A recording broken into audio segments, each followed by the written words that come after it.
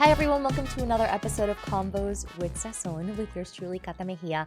With me today is Gabriela Maria Aguilar. She is the social video art director at Makeup by Mario. Welcome, girl. How are you? Hi, how are you? I am so excited to have you here. We have tried to make this work a handful of times, and I am just happy that we were able to make it happen. So, Yes. welcome.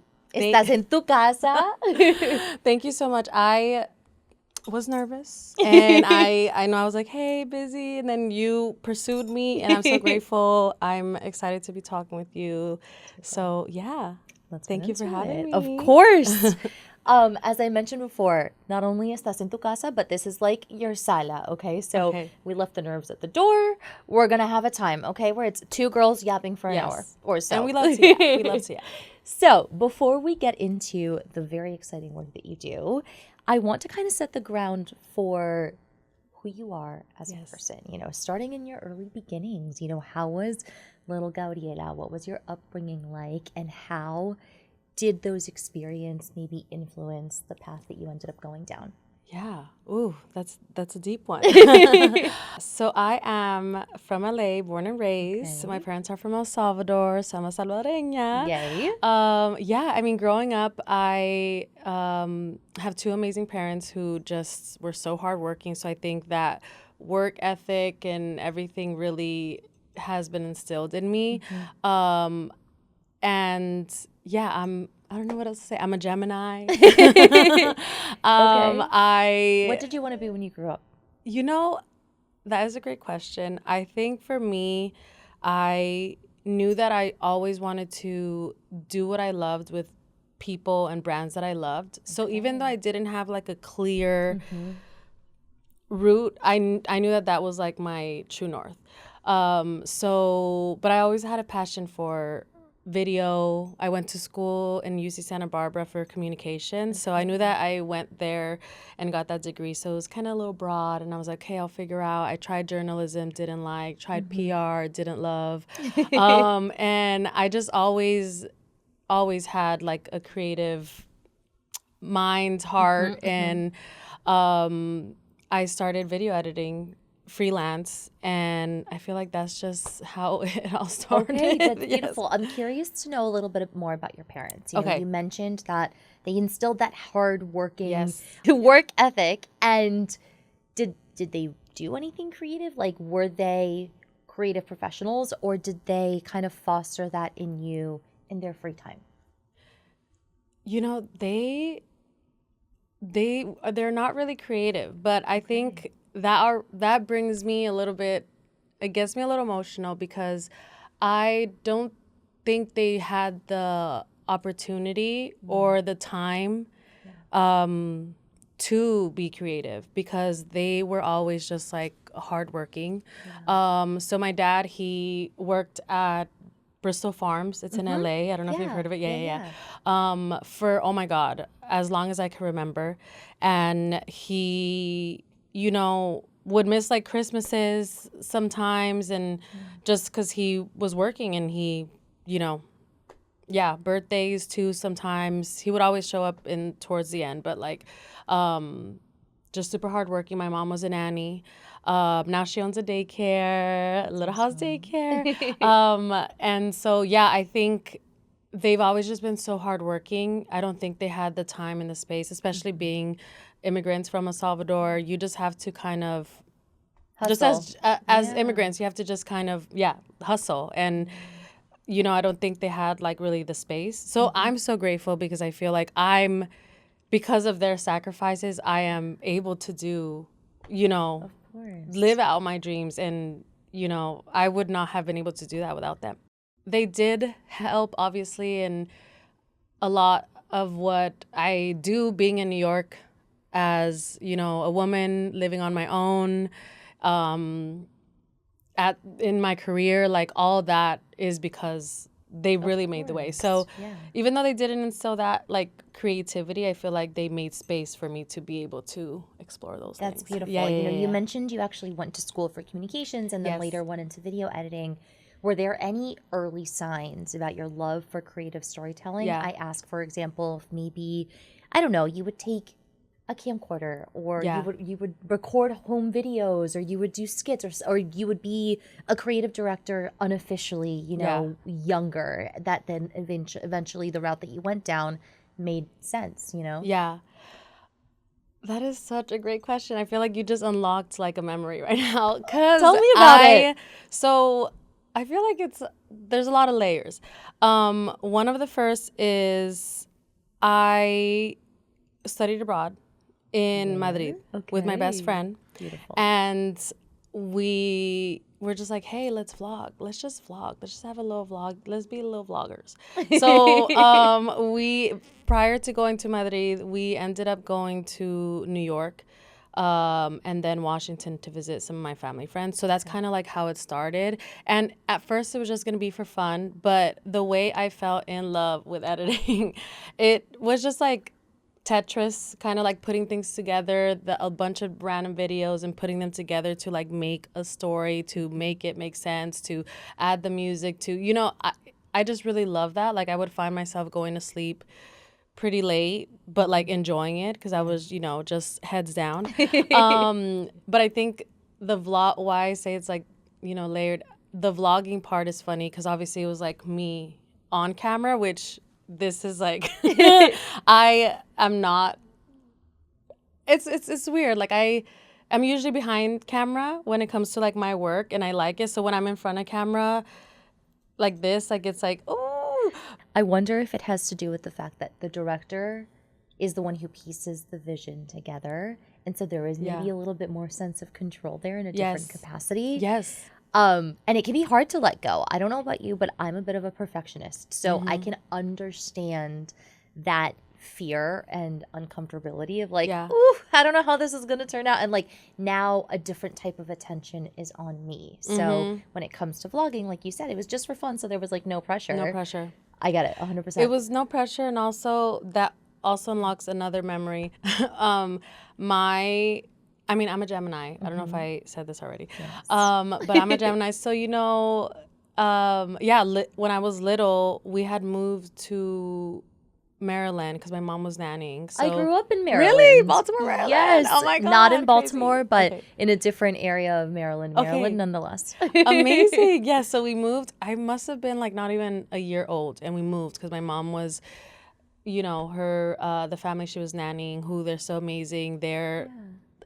I guess a little tidbit is that they love my mom so much. My mom helped raise their kids. One of them is a professor now at Yale. I forgot what the other one is, but they're both like super talented. But they love my mom so much that they started a college fund for us, for my brother and I. So just like that just shows a little bit like how my mom is, and, you know, the love and that she gives out and also gets poured into her, and why I was able to do a lot of things that I did, but that I have done.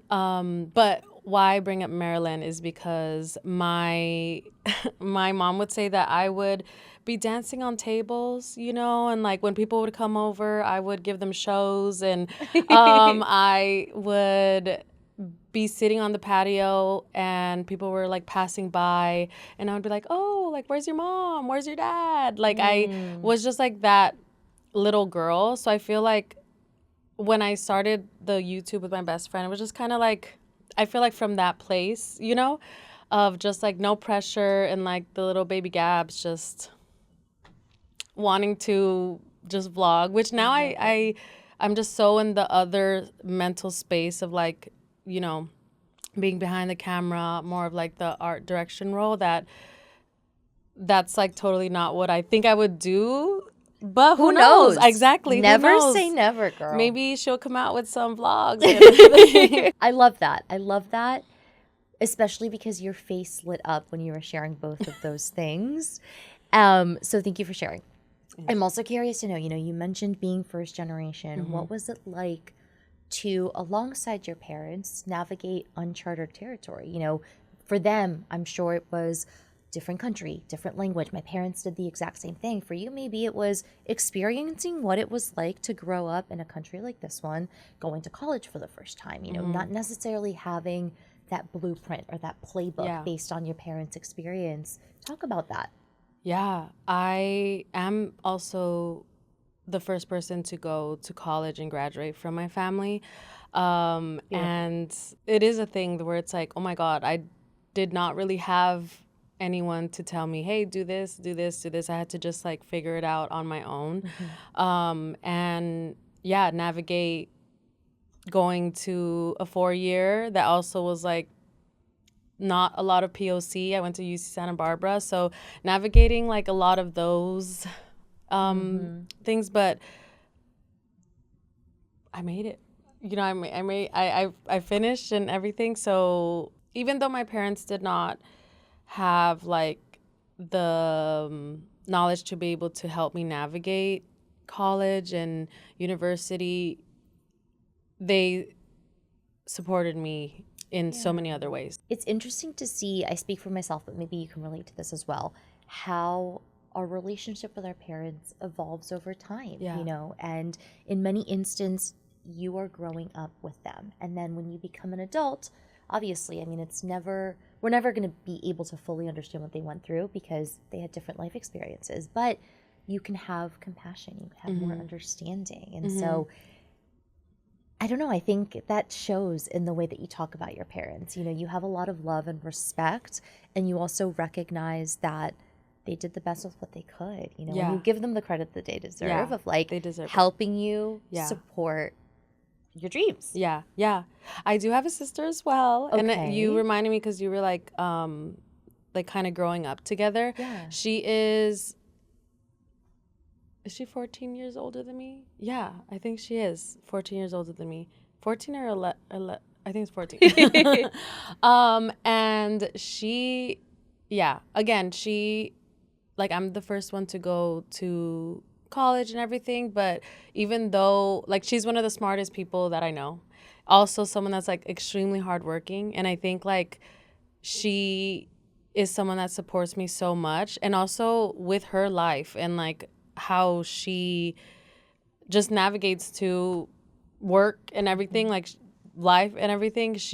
I feel like a lot of who I am also is because of her. So I want to note that because I think my it's parents beautiful. and my sister. Yeah, I think honestly we are byproducts, of course, of our own hard work, but we are also a result of those we grew up with, you know? And so that's why I like to ask about that always because those experiences and those learnings always shine through in what we do, and you kind of carry that with you. It might not be immediately noticeable if we just like look at you, but like now that we're talking about it, you know, I think it's beautiful that you mentioned that. So okay, you finished your 4-year college education at UC Barbara. What happened then? You started freelancing video editing, right? Yes, I was freelancing. There was like a family in Santa Barbara that they had a YouTube channel and they needed someone to edit. They had like a family YouTube channel. They needed someone to edit. And so I kind of like started there. And then eventually I started working at Glossier. And shout out to Glossier. Love Glossier. Their You perfume is, among other things, obviously. It's too good. It's too good. But I started working there, and during that time I was just, you know, freelance too. I started getting a lot of content gigs, like brands reaching out that they, you know, wanted to work with me. So a little here and there, but I feel like in Glossier, I feel like one of the biggest, I don't know if it would be the careers or just like two of my interests, you know, that I've always had in my life just kind of started like blossoming there. Cause I'm a sign model as well, and I want to talk about that because that's really important to me too. Okay, I'm not surprised. You were a natural beauty. Thank you. But at Glossier, I have a friend. Her name is Vanessa Lynn, and she is a phenomenal photographer, and so film photographer and creative and everything. And I remember she was like shooting for a brand, and she was like, "Hey, like, would you want to model for it?" And that was my first time actually doing like a paid modeling gig. So I did it, and it was like really fun. At the time I had shaved my head, so my hair was like really short, like it was like a whole different Gabby era. And so that happened, and she has always like encouraged me to model. So that happened, but also at the same time, towards like the end, and this was closer to when the pandemic was about to hit us. Long story short, I had done some like video stuff, just like personally, also with like some of the girls I had worked at Glossier, but it was nothing. It was just, like freelance, And so the pandemic hit, and it was obviously like hard for everyone. We had gotten furloughed at that time. But prior to that, we were just, hey, when we open, we'll open up again. We were just kind of like work from home, or, just, Sit tight. So sit tight until we know what's going to happen. But at that time, I had always, always, always wanted to move to New York. I'm from LA. I was at the Glossier in LA when they only had the one in LA and the one in New York. And so I remember I had always wanted to move to New York. And there was many instances where people would be like, oh my God, I want to move. Like, would you want to move? And I'm like, yes, like I'm down. If things line up, I'm down. And nothing ever lined up. And I remember prior to this, my friend Vanessa and Justine, we were talking at Glossier when we were working, and I just brought it up too. And then they were like, wait, you want to move? I want to move. You want to move? I want to move. So we kind of were just like, oh my God, but they're like the perfect people. They're so amazing. I love them with my whole heart. And I was just like, oh my God, this would be divine if I end up moving with them. Like, they're the only people that I actually would want to move in And with. you can't say that about everyone. You so can't, because deal. especially like moving in, like I've heard the roommate stories, horror stories. So I was like, okay. So I know this is getting long, but there's a reason for it. No, please, we have all the time. Okay. I'm captivated. Okay. So we kind of this was before the pandemic. We kind of left that in the back burner.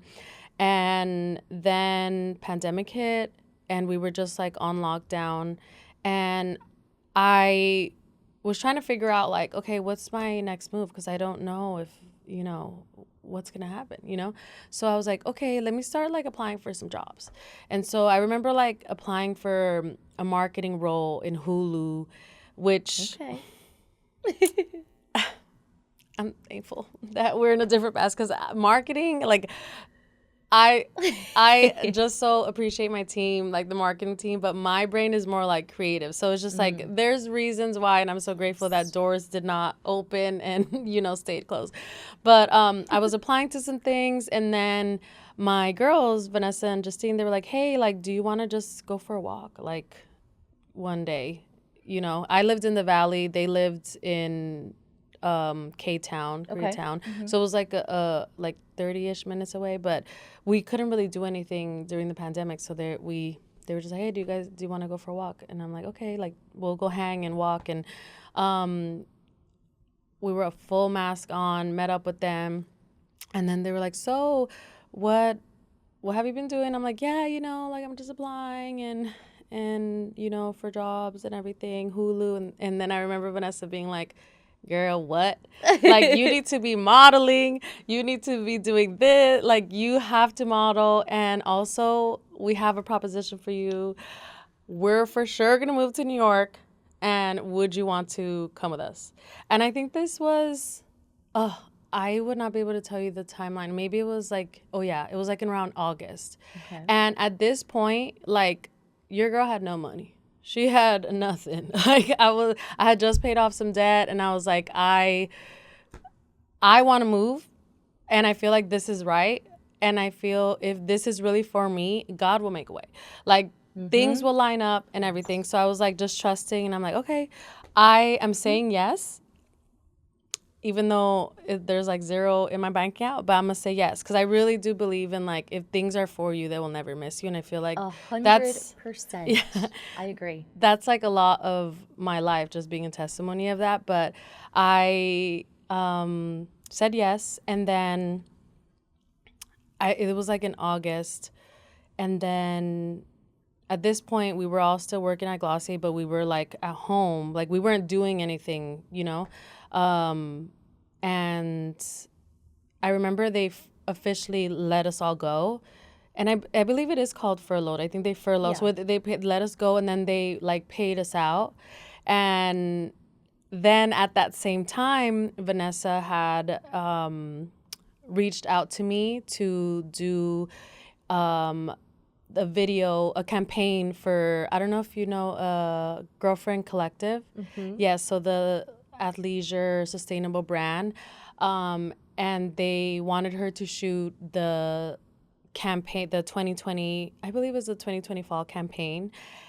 She would shoot the photos, and she was like, I know someone that perfect for the videos. And then she reached out to me. What a good friend. No, she is amazing. Talk about someone who looks out. Like, she is the best. I love you, Vanessa.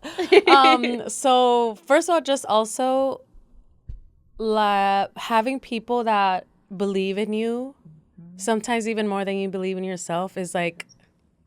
And also people who speak your name in rooms that you were not in, and in conversations that you're not involved in. Yeah. That speaks volumes, honestly. And I'm a crybaby, so we're about to see some tears throughout this interview. But yeah, so I feel like she always just like, just having friends like her, having friends like the people in my life is also one of the reasons why I'm in these places, because sometimes you don't even believe those things for yourself, and you have people like calling your identity to you, be like, yes, girl, you are this, and you don't even know that you're that. I feel like just like really It uplifts you. it uplifts you. And yeah, so she was like, I know the perfect person. So we ended up shooting their whole like fall 2020 campaign, which was absolutely crazy. She shot the photos, I shot the videos, and obviously we got paid. And I feel like that was August, September. By like September, I had all the money. I was going to say, it's giving New York money. It's giving, she was ready to move to New York. Yeah. So I remember, we had it lined up, and I was like, okay, I'm ready. And so I remember we were looking for places to live, and long story short, we were in LA, so we could not go see the places. And I was a little nervous too. I'm like, we have nothing, like our bank accounts are not, like we just got let go. Like, I don't know how this is going to work out. And we ended up just seeing one place and fell in love with that place. Physically, or still from LA? One of my friend's friends, he went to go see it for us. So just kind of confirm. Justine's friend, Mark. And he went to go see the place for us. We fell in love with it. It was like a 3-bedroom in Bed-Stuy, perfect location. And we were like, this is the one. And in my head, I'm like, I don't know how we're going to get this. Like we're just going to keep trusting. And no joke, we only saw one place, and that one place is the one we got. So it was just like everything lined up, and I ended up moving October 1st, 2020. I think the convo I had with them was in August. Yeah. So it was just like crazy divine timing. Wow. But yeah, so modeling and video is like how I got up in here. Okay, I love it. So you arrived to New York. Yes. With not much of a plan other than I'm following my dream and trusting that everything will work out. Obviously, you had a proven track record of talent in video editing and talent in modeling. So how did, once you got here, like on the ground, how did you kind of put that into practice? Yeah, so so we moved, and I was unemployed for a little bit. Yeah, because I was also getting unemployment at that time because of, so I was doing more just my own little things, and then I think, enjoying the time off and everything, but still doing like some freelance. And at that time, there was this brand that I really loved. It was a fashion lingerie like brand, and it was like the it brand at that time, and I really loved it because all their campaigns were all about diversity, inclusivity, which, as you know, I love that. That's my heart. So I remember looking at their website, and they actually were hiring for a in-house video editor, and I'm like, this JD is exactly who I am. I was like, they wrote this for me. Like, they wrote this for me. So I remember applying. And I think that another thing that comes into this, and I want to also give a shout out to my friend Yasmin. She works in HR. And this was going to be my first corporate job. And I had no idea, like, my parents, you know, hardworking and everything. I had no one to really talk to about negotiating the resume, the cover letter. Hello, like none of that. So thankfully to my friend who she's works in HR, so grateful for her as well, Yasmini. We kind of just were like working through all of that, and I remember. Yeah, she helped me so much too with like negotiating my salary, which even then, like, that's a whole nother thing. Cause we as like POC, as Latinas, as, you know, we're not really, taught, actually, girl, you need to advocate for yourself. Now I'm telling everyone and their moms and their children, everything, you know, so to do that. So I'm like, I will sit with you and we will do it together. A question about that, because it can sometimes be hard to put a price tag on your work if you don't have a reference point. So when it came to negotiating, you did have your friend to lean on, but even prior to that, you know, how would you determine what to charge for your work? You know, because it is obviously time, energy, you know, the final product. So what advice would you have for someone who is maybe navigating those things currently that you applied or learned in the process? I think I learned more after that job, and I'll get into it too with that, because my brother is a photographer, so talented, and videographer as well. And there has been so many conversations that I've had with him. Like, we're so used to undervaluing ourselves, or like, hey, I'm gonna charge low so I could get more people to, you know, to have more opportunities. But like, no, like, we need to charge like what your work, like all the hard work, your mind, your creativity, and like the right people would, you know, appreciate it. And then also, we can't get ahead if we're charging nothing, you know, because that's your work as a creative and as a freelancer. Like, that is your work. You don't have a 9-to-5, like, you don't have that sustainable income, so you have to, you know, charge what it is worth, you know. So at that time, to be honest, even though I'm so proud of myself because I did negotiate like a little bit more than what they were asking, but even then, and we'll get into it too, like, I was still really underpaid. We left off at your friend helping you negotiate. Yes. So you get the negotiation, you start your first corporate job. Yes. I'm curious to dive a little bit deeper into the inclusivity and diversity aspect that attracted you to this brand. You know, have you had, prior to that or even after the fact, experiences in which you felt like you didn't belong, or imposter syndrome, and as a result, opportunities like those that celebrated individuality and people like you and I were more attractive? Yes. Yeah, diversity, inclusivity is so important to me, and I think like modeling also plays a big role into my childhood as well. And yeah, I was really attracted to that brand because of that.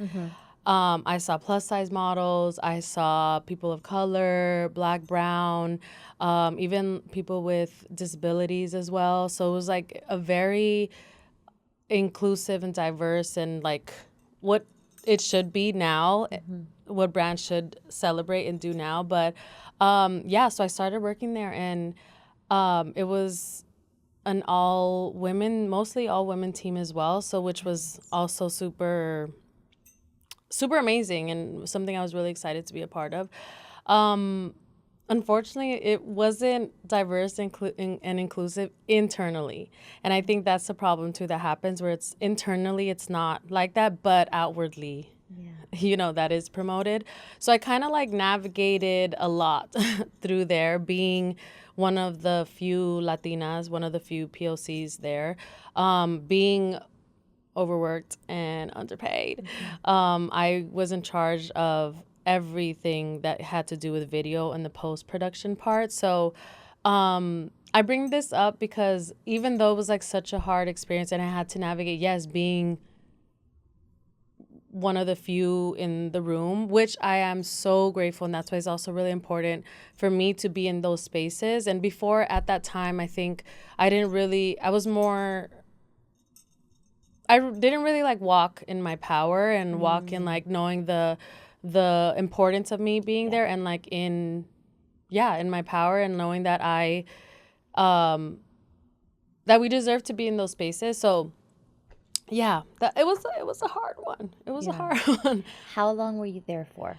I was there for almost a year. Unfortunately, internally, it was not diverse and inclusive, but I don't want to devalue also that like people did feel seen through their campaigns and stuff. So, which is good, but just like internally they need, people. But it was hard. It was a really hard time. I remember, I moved to, like I said, to New York, and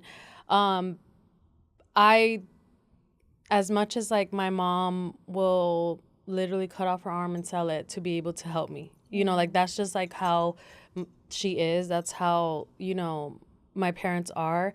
I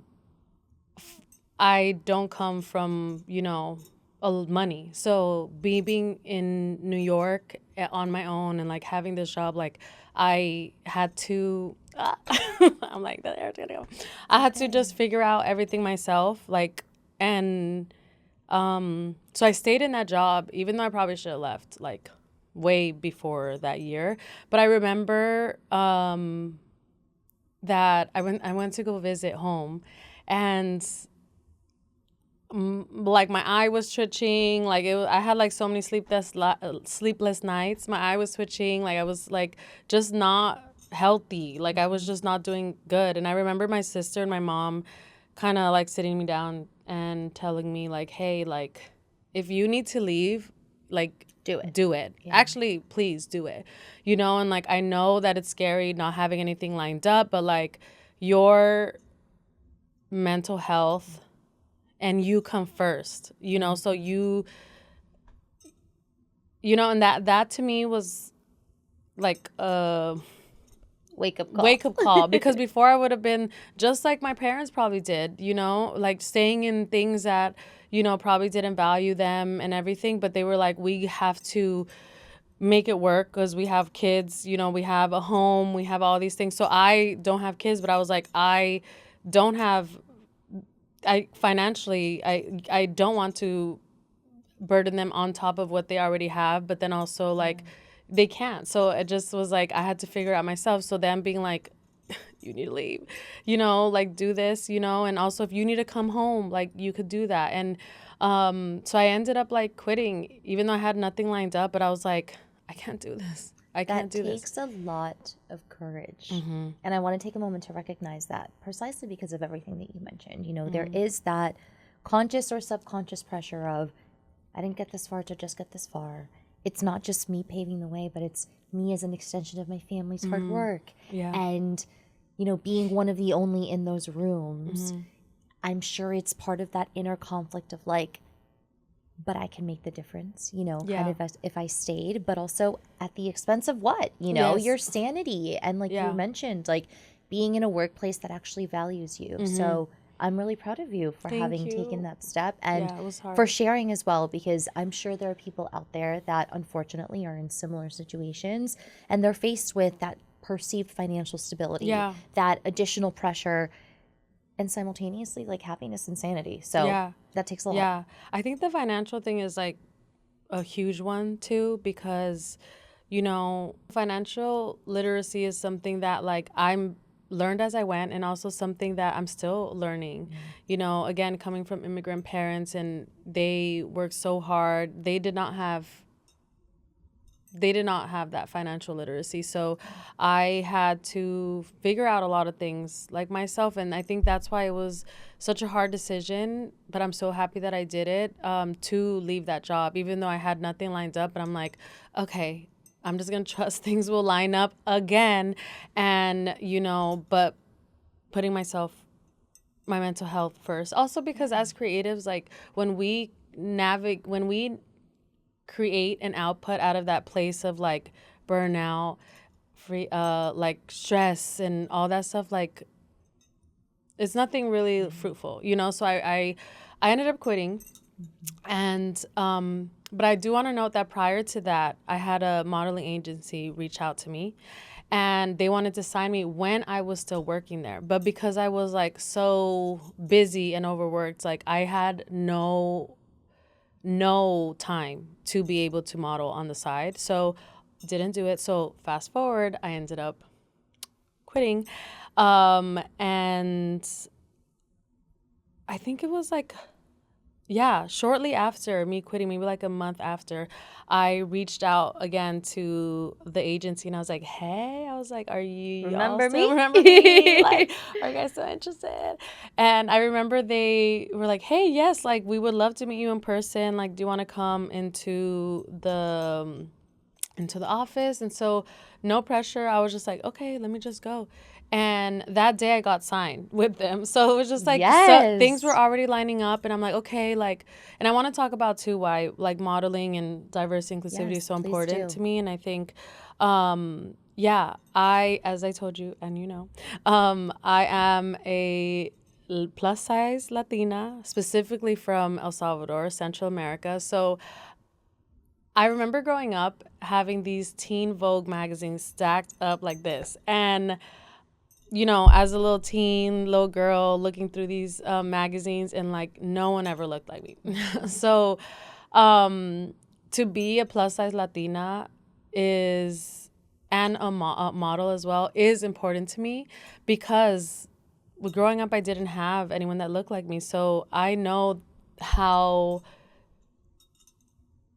I would have wanted to see that, you know? So, I ended up getting signed. Okay. And it's funny because two things happened like almost like at the same time. And again, two things that are very important to me, modeling and video and just all of that. So at that time I was like, okay, I'm just going to be in my modeling bag, you know. I ended up booking a shoot for like in Poland for like Ollie. So it was just like starting to come, and like little For Ollie the dog brand? Ollie the vitamins. Oh, I'm like, wait a second. My dog is an Ollie consumer. Oh, no, cute. But Okay. But that happened after this. But I'll tell you. So so I was like, okay, I'm gonna be in my modeling bag. So I was getting like booked here and there, and I remember there was one day that I randomly looked on LinkedIn, and mind you, I never go on LinkedIn. Like I just was like, at that time I was never on LinkedIn. So I was like, at this time I was modeling and also freelancing, doing more like content things, like I said, like working with brands. So more of that. And I remember I looked on LinkedIn, and the director for Social at Makeup by Mario had messaged me. And I was like, what? Because at the time I had my like portfolio up, so obviously I everything was there, from like when I worked at the fashion lingerie brand, from when my campaign for Girlfriend Collective, all my like freelance work. So all my stuff was there, and I just never even thought. I was just like, yeah. And she messaged me on LinkedIn. They're like, hey, we have a position for a senior video editor, and we think that your like experience is like perfect for this role. We would love to talk to you. And I'm like, oh my God, pinch me. Like, are you kidding me? I was so ready to just like be in my modeling bag. And then like I get this message from someone who works at Makeup by Mario, which is like, I don't even have much.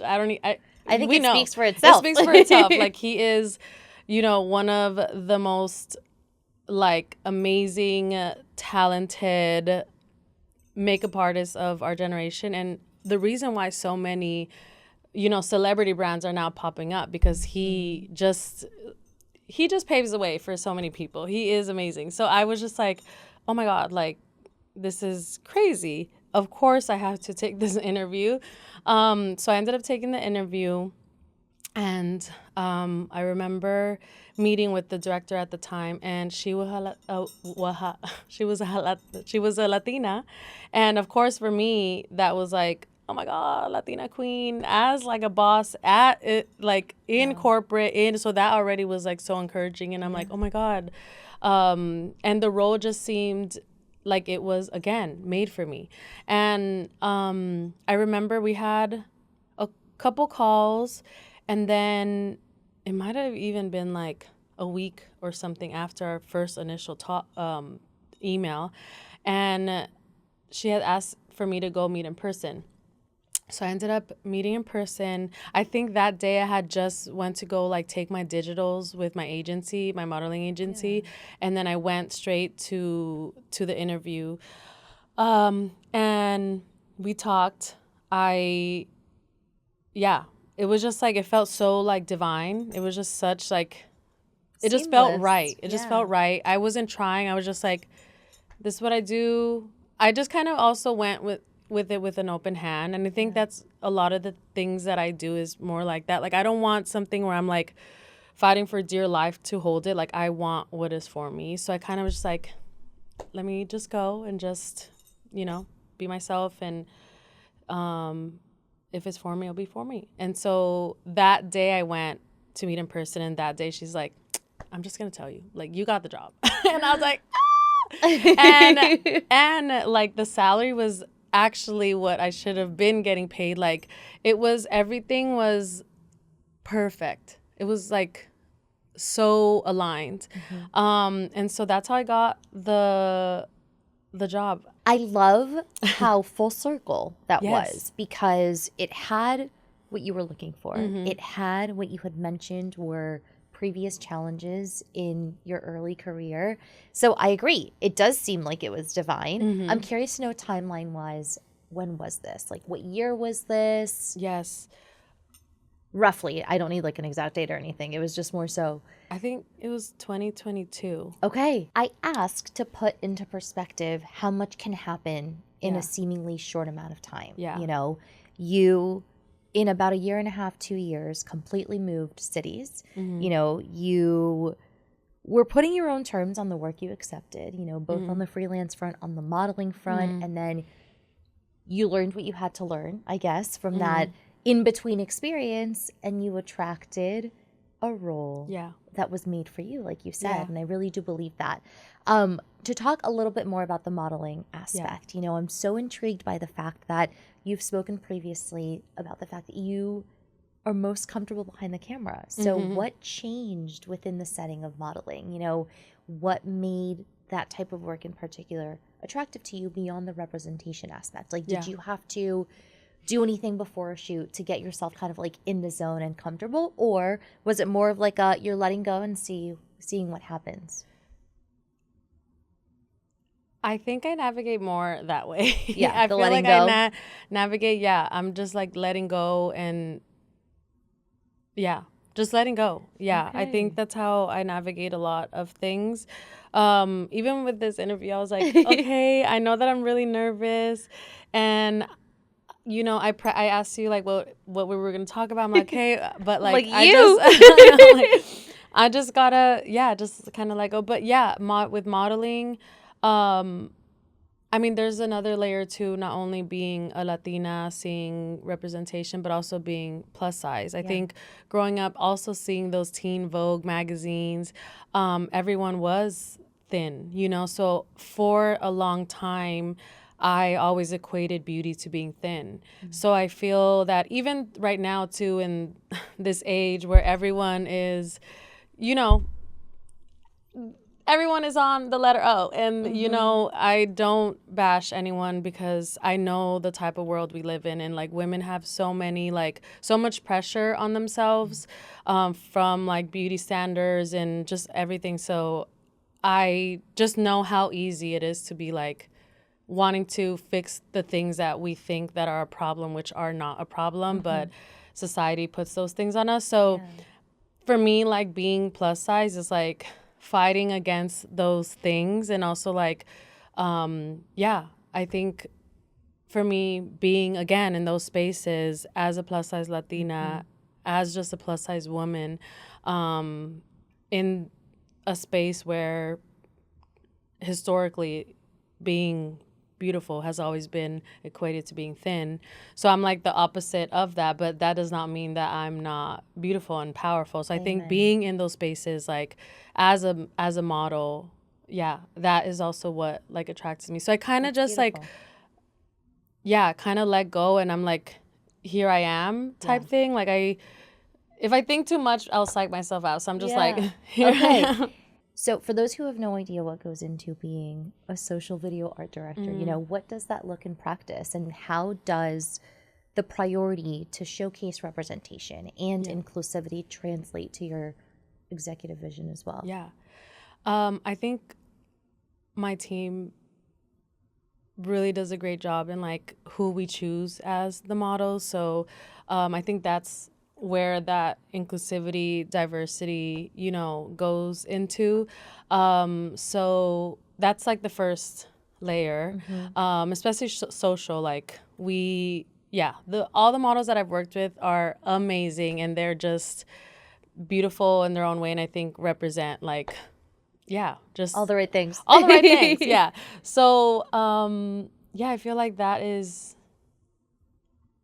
for the diversity part. Like the So diversity. that's step one of your work. Yeah. What comes after that? You know, maybe it's easier if you thought about it on what does a typical day in the life look like in your role? Yeah. And I'm sure it's different because I'm sure you travel. There's some in-studio days. So talk a little bit about that. So day in the life for me, working as a video art director for social, I feel like social is just so, there's so many things that go into it. We shoot artistry videos with Mario and also our Global Pro artist. And those look like straight artistry education, because one thing about Makeup by Mario is that we're all about artistry and education. And that's the reason I also am able to get this beat, because before this, I did not know how to do it. But it's all about artistry education. So our artistry videos really, I feel like they're so different too from everything else, because it's really that core of education, which is so important to Mario. So translating that through video is one of the videos that we do at Makeup by Mario. Also product videos. We recently launched the ethereal palette, the iconic ethereal palette. And I bring up product videos because a lot of them is like the beautiful, like opening the palette moments and everything, and just like bringing those videos to life, bringing those products to life without, a face or anything. So this is a little side note, but one of our most viral videos is when I was with my team on like an edge of a rock, and like the ocean was, there was like 4 a.m. and we're just doing like an arm swatch of like the ethereal palette. So that's like one of the videos as well. Then also TikToks. Yeah, TikToks with the team, with Mario, and of course just like shooting with Mario. So there's like a lot of different type of videos, events, traveling with him as well. So That's I feel like no week is the same. Yeah, No I week love is the that. same. Yeah, I love that. Not obviously that's not for everybody, but I'm someone who thrives on being on the go, having something different. How would you describe your shooting style? You know, the types of videos you just talked about, they differ one from the other, right? The vision is different. Maybe the execution is different as well. But what do you think is something about the type of work that you do that is consistent? Whether it's you have a signature shot, or in the shot list, you want to make sure that you do a close-up and a wide shot and like, you know what I mean? Yeah. Talk about that. Yeah, I think because there's so many different videos that we do, every type of video is different. So I feel like, I guess we'll start with like artistry videos. One of my things, and I feel that is obviously really important, is to make sure that the model feel comfortable. So because you're going to be able to see that through video. So kind of like starting there, obviously my team and making sure they feel good and everything. But yeah, I feel it depends, because sometimes we're shooting on DSLR, sometimes we are shooting on iPhone, a lot of the times because it's social, a lot of the times on Digi, VHS. So it kind of differs, it kind of varies. But as far as shots, just making sure that I get the shot, which is like the model looking gorgeous, and again, thinking in the education brain, not only beautiful, but making sure that the story, and you're able to really see what we want to portray, and that is like artistry and education. So I feel like that is more of the artistry part. As far as like the TikToks, those are more like on the fly. On the fly. Those are more on the fly, and yeah, that is, yeah, those are just, those really, I don't have any preparation usually for those. I'm just like, okay, let's get this video. Hey, Maria, do you want to? And I think that comes with the experience of being comfortable enough to execute on a vision that may not be fleshed out at the beginning. Yes. And kind of listening to your instinct as it kind of speaks to you. Yeah. I love the emphasis on education, because as someone who is a personal fan of Makeup by Mario, you know, I love the products that you put out.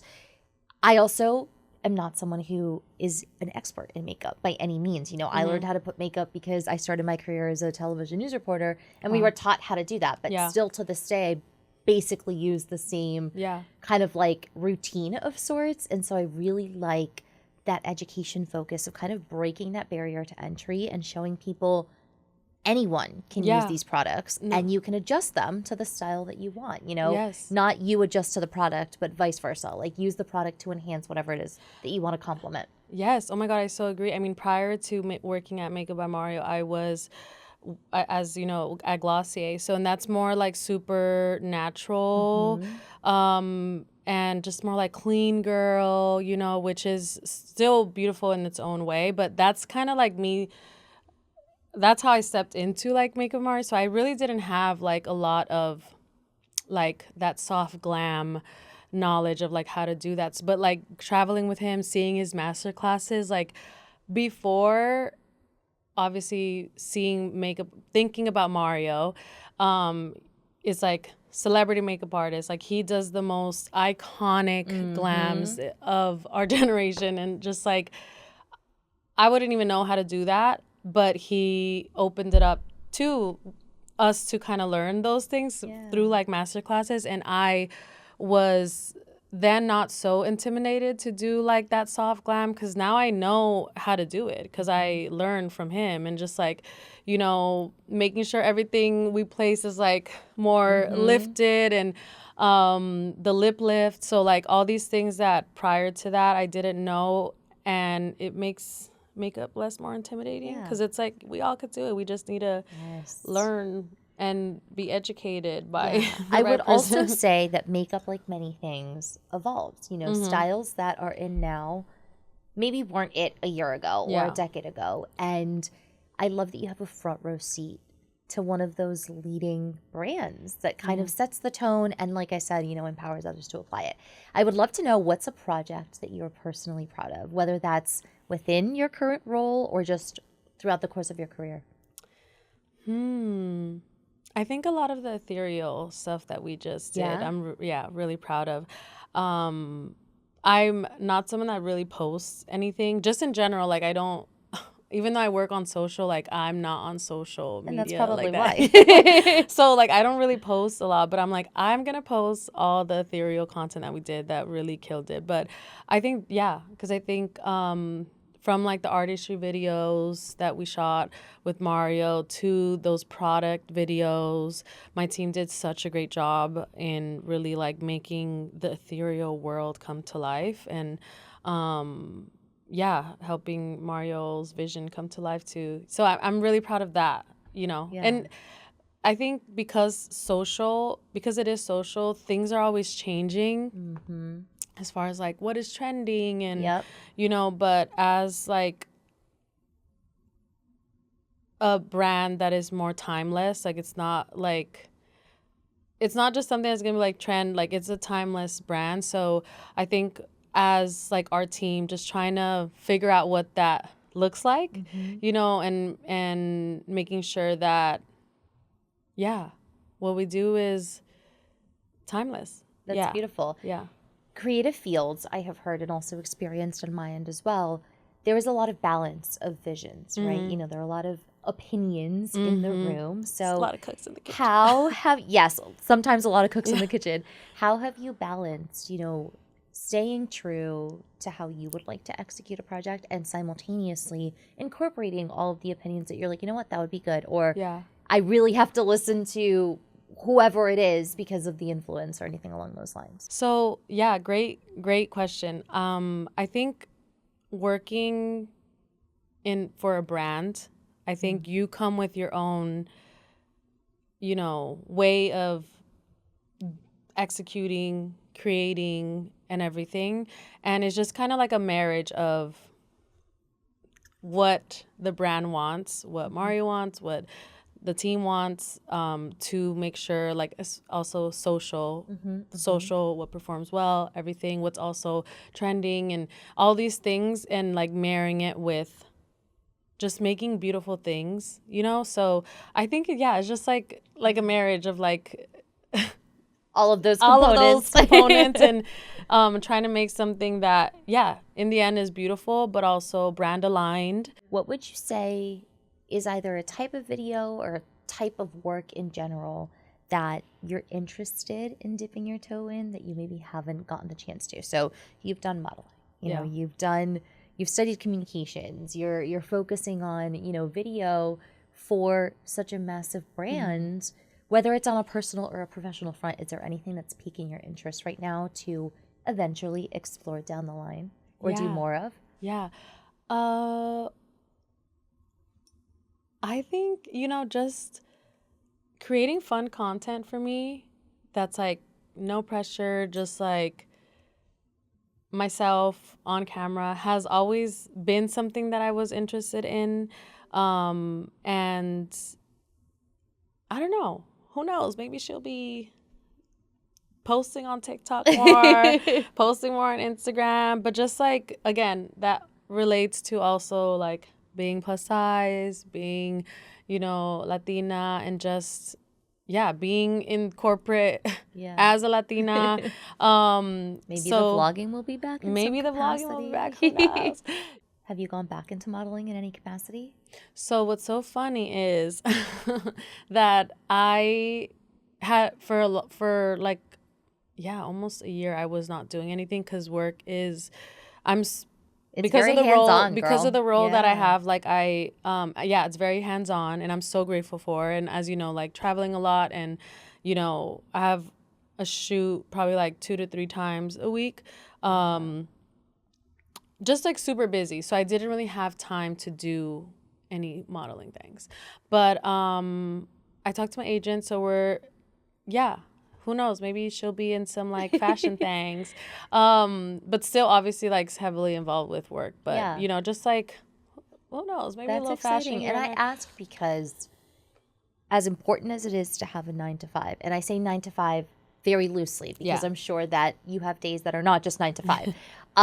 It is also very important to have something for yourself, and that doesn't mean that you're any less dedicated, or any less passionate about your day job, but I do think that aspect of like something for you is very important, especially as a creative. Maybe you can agree. Yes, I agree completely, because I feel like you having your own things and your own passion projects and your own just life outside ventures and outside of work also helps your work. Because if you're just so all consumed, like you really can't really see what's going on, and it doesn't help. So to have your own things on the side, like I think only helps you be a better creative, but also is fulfilling because you're like, this is mine, you know? But I'm also super dedicated to my work and my craft at work. So, yeah. Where do you draw your inspiration from? Ooh, where do I draw my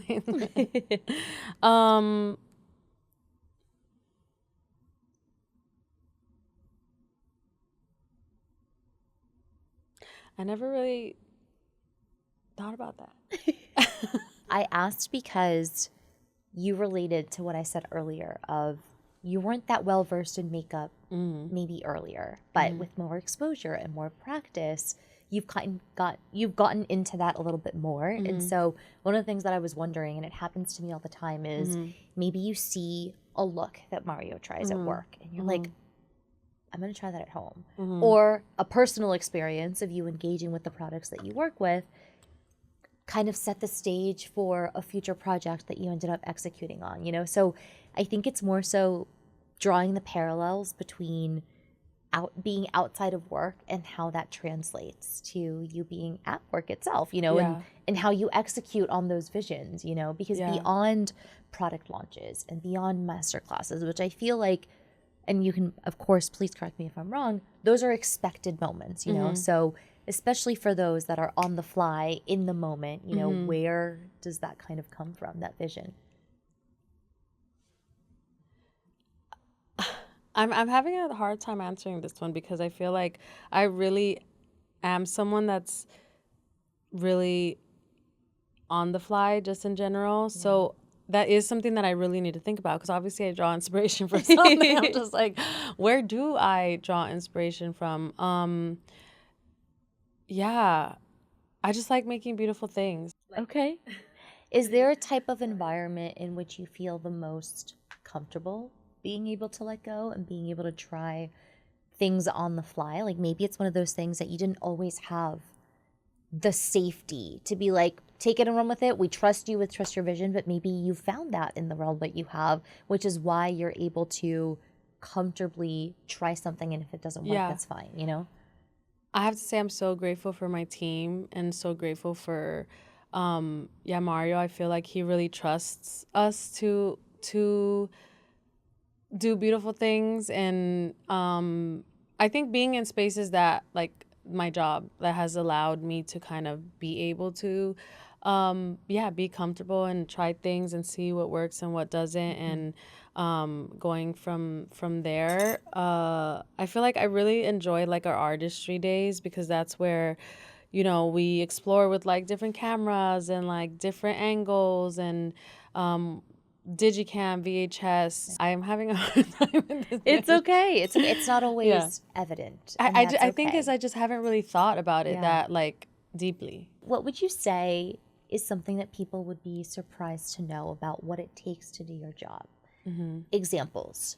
Yes, I work for a makeup brand, but the work itself isn't as glamorous as it may seem. You know, there are long hours because of the type of nature that editing requires, or in order to make a product video, it's, I don't know, I'm making stuff up here. It's like 1,000 shots or something. You know, you have to have an attention to detail. Like, talk about that behind the scenes of what don't people talk about? You know, what would be surprising?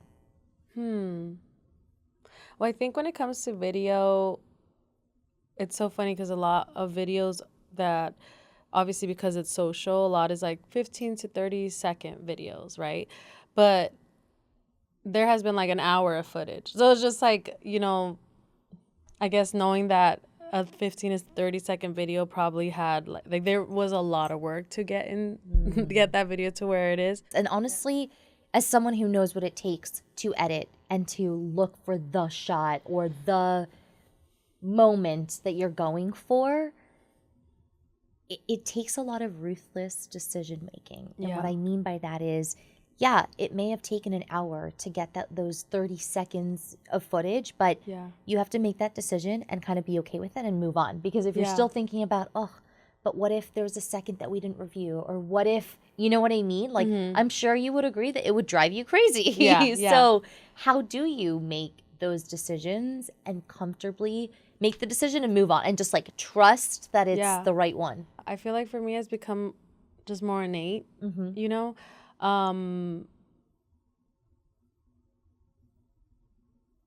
Yeah, again, with the brand that I work with, it being a makeup artistry brand, education, artistry, I think having that lens, and from there, that's where like those, hey, this is not the shot, because you really can't see, you know, where the lip is, like you know, little things like that that help, you know. And also Mario's really involved with social, so having his direction also is like so easy, because maybe I would do something different, but I'm like, what would Mario do? You know, so I feel like that really helps with like the process. Last question, because I know we can yap for many, many more hours. I'm curious to know what inside scoop or exclusive you can give us, whether that is related to your job, on the personal front, both. Yeah. However much or little you want to share, we are all ears. What can people look forward to? Yeah, well, let's see. What can I say? Yeah, I mean, this year, you know, maybe we'll be coming out with some things. So be expecting, just in general, like good things from Makeup by Mario. Okay. And exciting things and innovative things. So yeah, just on the product front, on the social front, on just, yeah, all of that. Okay. So, what about you personally? Anything that you're working towards? yeah. I keep thinking about what I said about like, maybe the vlogs will come out. Who knows? Yeah, I think. Okay, Yeah. we will stay tuned. Thank you so much for sharing your story. Thank you so much for your time. It has been a pleasure getting to know you even more. And I am excited for everything else that you do, both personally and professionally. Rooting for you always. Thank you. And likewise, thank you for having Of me. course. And thank you all for listening and watching. Until next time.